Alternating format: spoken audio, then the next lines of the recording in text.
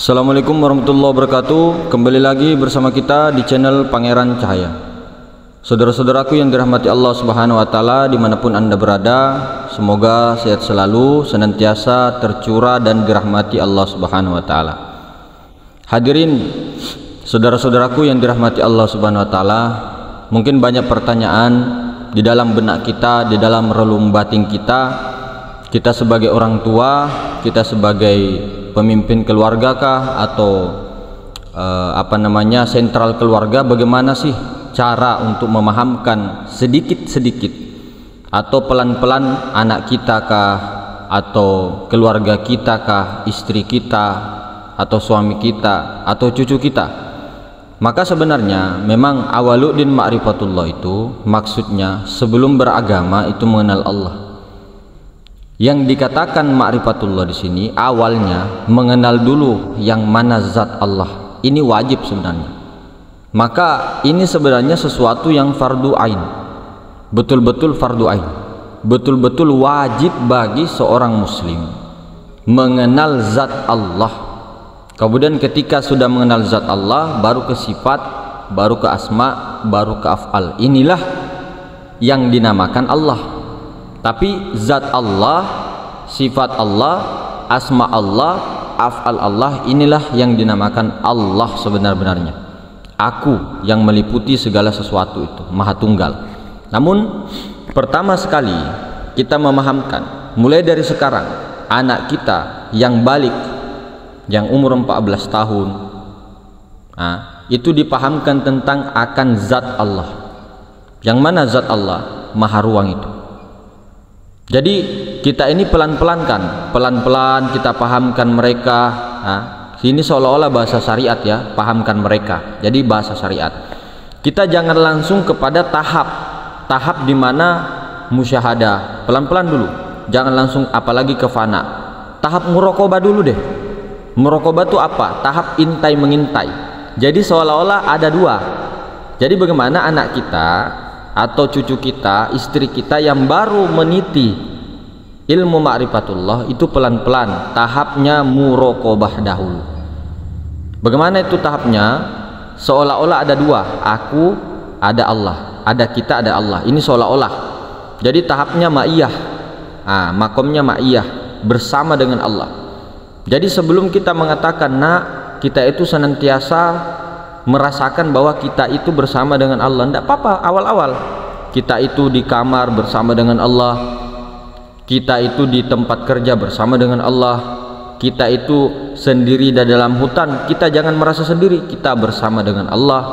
Kemudian kita dimanapun, di pasar bersama dengan Allah, di dalam kubur pun bersama dengan Allah, di akhirat pun bersama dengan Allah.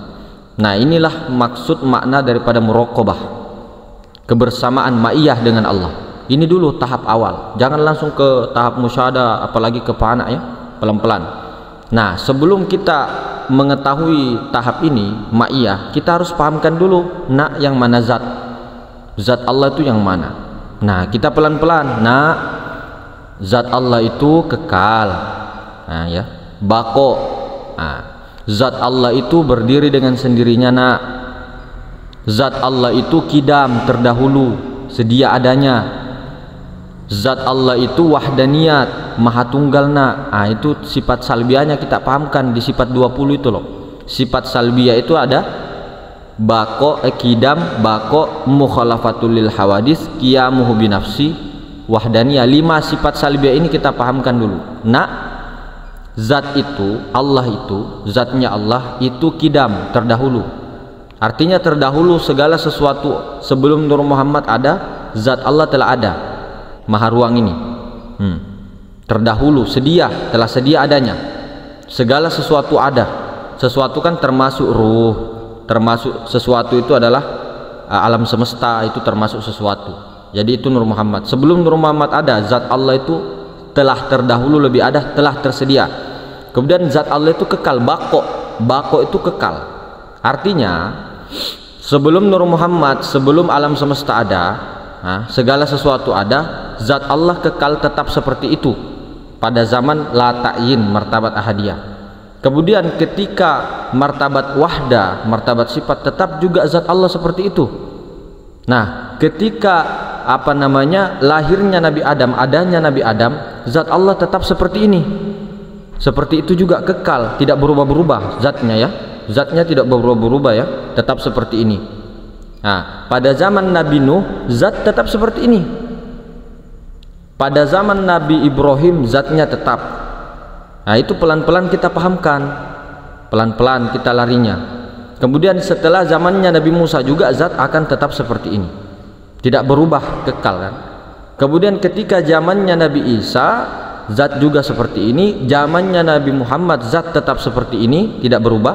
Kemudian di zaman kita ini zat tetap seperti ini, dan bahkan nanti ketika alam semesta hancur, dihancurkan sifat-sifatnya itu, zat tetap seperti ini.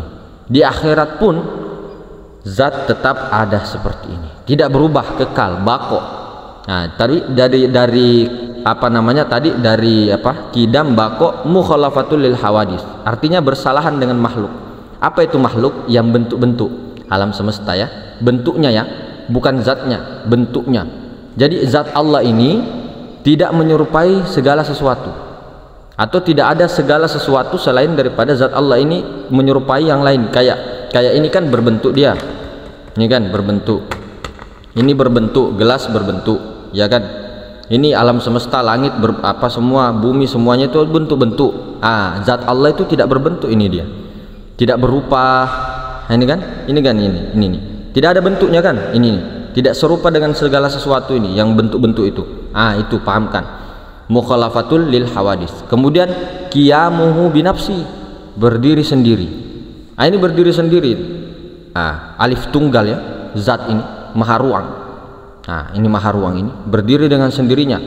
Artinya sebelum ada alam semesta juga itu tidak ada yang mampu memopong zat ini, karena alam semesta Nur Muhammad pun juga ada di dalam zat Allah. Nah, kemudian setelah qiyamu binafsi, wahdaniyah, maha tunggal. Nah, maha tunggalnya Allah terdiri daripada zat, maha ruang, sifat Ahmad, kemudian asma, kepada api angin air tanah, kemudian geraknya. Api angin air tanah yang mana sih? Alam semesta. Alam semesta. Kemudian geraknya alam semesta atau batan tubuh semuanya, seluruh alam itu adalah af'alnya. Jadi Allah itu zat, sifat, asma, af'al. Tapi jangan dulu langsung empat-empatnya dipahamkan, pelan-pelan. Mulai dari zat ini dulu Ini yang dikatakan zat maha ruang ini. Ini bukan Tuhan ya, zat itu bukan Tuhan. Tuhan itu adalah Tuhan itu adalah di atas zat itu, Rabbul Izzati itu, Tuhannya zat. Nah, kalau zat ini sifat asma af'al ini yang bernama Allah. Tapi kalau Tuhan Rabbul Izzati itu tidak bisa digapai, karena itu makomnya di atas martabat latain, di atas martabat kunhizat, martabat ahadiyah, itulah martabat kunhizat. Artinya apa? Zat yang sebenar-benarnya zat mutlak yang tidak ada yang akan tahu.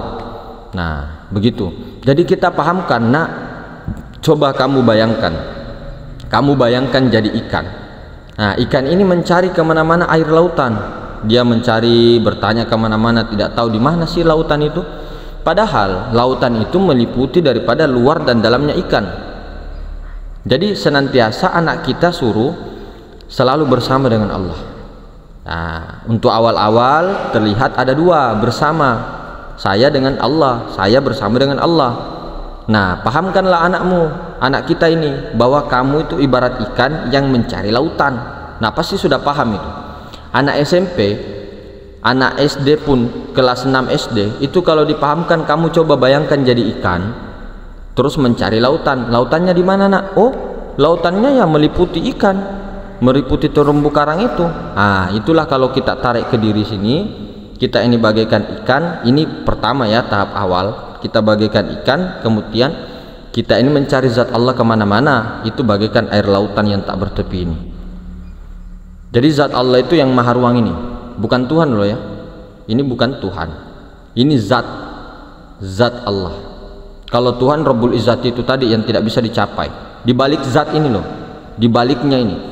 Ini kan zat, dibalik zat itu Rabbul Izzati yang tidak ada akan tahu, tidak ada orang yang bisa tahu, tidak ada satu makhluk pun yang tahu kecuali Tuhan itu sendiri. Makanya kenapa hadis Nabi SAW itu mengatakan ketika seandainya iman Sayyidina Abu Bakar ditimbang dengan iman seluruh umat Islam di seluruh dunia, umat mukmin, umat beriman seluruh dunia tidak akan mengalami melampaui imannya Sayyidina Abu Bakar. Karena ketika Sayyidina Abu Bakar ditanya, bagaimana engkau mengenal Tuhan? Kata Sayyidina Abu Bakar? Aku mengenal Tuhanku dengan Tuhanku juga. Maksudnya tidak ada yang mengenal Tuhan kecuali dirinya sebenar-benarnya Tuhan. Tuhan itu sendiri yang mengenal dirinya, bukan kita. Meskipun dikatakan kita ini tidak ada yang ada, hanya Allah, tapi di atasnya itu Rabbul Izzati, itulah Tuhan yang sebenarnya zat. Jadi Tuhannya zat, itu Rabbul Izzati. Jangan dicari-cari, nanti jadi sinting. Ini jangan dibicarakan itu, jangan dicari. Kita begini, untuk pertama anak kita itu dipahamkan saja yang mana zat. Itu selalu bersama dengan zat Allah, selalu bersama Allah, selalu bersama dengan zat Allah dimanapun. Nah, kalau sudah begitu berjalan, pahamkan bahwa zat Allah itu punya sifat. Yang mana sifatnya? Ini yang nyawa kita, ruh yang keluar masuk ini nyawa. Itu sifatnya Allah. Yang mana asma Allah, nama pada kita dan hati kita, kenyataannya. Mana afalnya Allah? Pada gerak dan diam kita. Kelihatannya ada kita, jadi nanti dipahamkan. Jadi zat, sifat, asma, afal itu yang bernama Allah. Nah, inilah kewahdaniyah Allah Ta'ala di sini, wahdaniyahnya Allah. Nah, begitu dipahamkan itu, baru kita betul-betul pahamkan lagi kepada sifat maknawiyah dengan makna ma'ani. Maknawiyah itu kepada maha ruang, kemudian ma'ani itu yang 7, kudrah, iradah, ilmu, hayat, sama, basar, kalam itu pada nyawa. Kalau ma'aninya itu pada nyawa, kalau maknawiyah kepada maha ruang itu. Kaunuhu muridun, kaunuhu qadirun, kaunuhu alimun, kaunuhu hayyun, kaunuhu sami'un, kaunuhu basirun, kaunuhu mutakallimun. Ini kaunuhunya. Kemudian kaunuhu ini, kaunuhu itu mentajallikan kepada nyawa Nur Muhammad, kudroh, iradah, ilmu, hayat, sama, basor. Kenyataannya kaunuhu muridun, kaunuhu itu sampai kaunuhu mutakallimun, nyatanya ada pada nyawa Nur Muhammad. Begitu loh. Bernyata kan, kudroh, iradah, kehendak hati, ilmu, tahu, hayat, hidup, sama, pendengaran, basor, penglihatan, kalam. Itu pada sifat, pada nyawa. Nah, nyawanya kepada asma, asma kepada af'al. Kelihatan kan, nampak kan? Jadi tembus. Begitu. Pertamanya itu begitu. Untuk memahamkan anak kita, pahamkan dulu sedikit demi sedikit zatnya Allah. Pahamkan itu tentang zat. Zatnya yang mana? Yang maha ruang. Itu zat Allah. Selalu kemana-mana. Bayangkan dirimu bagaikan ikan. Nanti akan terbuka sendiri futuhat-futuhat asroriyah, terbuka ketika sudah lama di situ, duduk di situ, di zat itu, kemana-mana saya bersama dengan Allah, saya bersama dengan zat Allah, saya bersama dengan Allah. Lama-lama kebuka kasyaf. Tapi sebelum ke kasyaf maknawi, artinya sebelum terbuka hijab tentang rahasia-rahasia Tuhan, atau hijab-hijab ini yang kita dipahamkan oleh Allah, itu adalah kasyaf khoyal. Kasab khoyal itu yang mana? Yang termasuk kejadian-kejadian ganjil, melihat cahaya merah, kuning, putih, hijau, didatangi ini, itu kasab khoyal. Tapi ketika kasab khoyal itu langsung diteruskan kepada zat, maha ruang, itu baru langsung hilang itu biasanya. Tapi ini untuk baru yang belajar. Tapi kalau orang-orang yang sudah memang masuk di dunia spiritual, sudah melalang buana, itu langsung saja dipahamkan Allah Nur Muhammad itu, paham dia. Tapi kalau untuk anak-anak kita yang baru umur 14 tahun, umur 15, 16, 17, itu pahamkan dulu, jangan terlalu langsung. Jangan langsung ke zat, sifat, asma, af'al, pelan-pelan. Pahamkan dulu zatnya dulu saja. Itu saja dulu. Baru kalau lama-lama ketika sudah betul-betul mantap di situ, baru pahamkan sifatnya, baru pahamkan asma'nya, baru pahamkan af'alnya. Itulah yang bernama Allah. Itulah dalilnya, qul huwallahu ahad. Katakan, Muhammad, huwallah, aku tuh Allah, ahad. Makanya Allah itu apa? Zat, sifat, asma dan af'al. Nah, diabadikan juga di dalam Al-Qur'an itu surah Al-Ikhlas dengan surah Al-Hadid. Wal awalu wal akhiru wal zahiru wal batin. Diabadikan juga. Bikulli syai'im muhita. Aku tuh meliputi segala sesuatu. Makanya kayak fa'ina ma tuwallu fasamma wajhullah. Muhammad, dimanapun kamu menghadapkan wajahmu, di situ ada wajah Allah. Wajah Allah itu bukan berbentuk, bukan berupa. Apa itu wajah Allah? Zat Maha Ruang ini. Itu wajhullah, bukan wajah kepada yang bentuk-bentuk. Kalau wujud, kalau wujud itu adalah berupa ruh dengan kenampakannya, tajallinya, mazharnya, bernyata. Nah, kalau wujud Allah nyatanya ada pada insan. Itu wujud Allah. Insan itu apa sih? Manusia kah? Bukan. Insan itu termasuk alam semesta, termasuk batang tubuh semua, jasmani dan rohani, itu insan. Nah, itu mazharnya Allah, kenyataan Allah, wujud Allah. Tapi wujud Allah bukan Allah, kenyataan Allah bukan Allah, tapi tiada lain.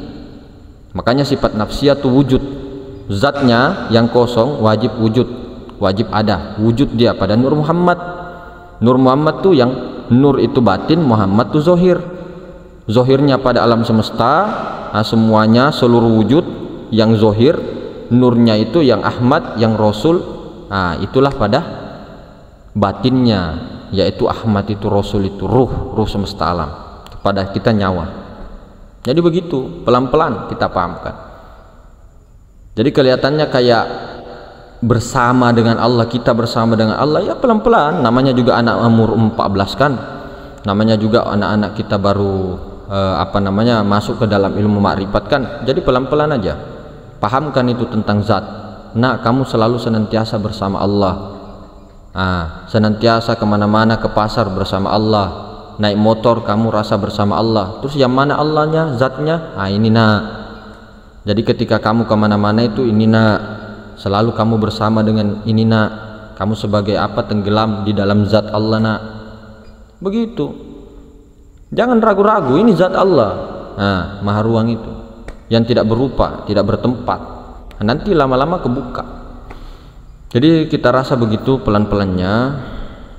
Ini untuk yang baru pemula, anak kita kah, cucu kita kah, yang pelan-pelan wajib. Sebenarnya kalau bagi ulama Ahlussunnah wal Jamaah, apalagi para sufi, itu wajib untuk mengenal, wajib tauhidus sifat, tauhidus zat, tauhidul asma, tauhidul af'al. Af'al, asma, sifat, zat ini wajib sekali, fardu ain saudara. Itulah awal-awal makrifat, awal agama. Sebelum beragama, sebelum bersyariat, itu awalnya itu paham dulu tauhidul asma, tauhidul af'al, tauhidul asma, tauhidul sifat, wa tauhidul zat. 4 ini harus dipaham dulu.